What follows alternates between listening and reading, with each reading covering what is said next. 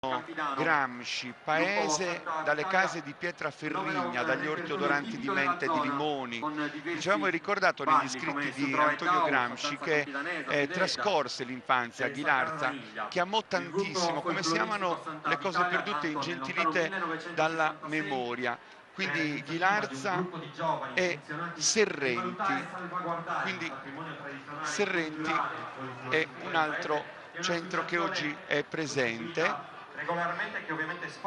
e che durante la sfilata ha deciso anche di portare il pane di semola con il quale ha partecipato al concorso Pane di Sardegna, e precisamente su Coccoi e su Civraju, che è il pane degli sposi, finemente lavorato a mano, dà quasi la sensazione di essere oggetto di ricamo.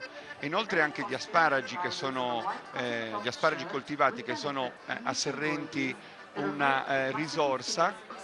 E poi ancora su Pistoccheddu de Serrenti il dolce caratteristico biscotto ricoperto di glassa bianca, Zacappa.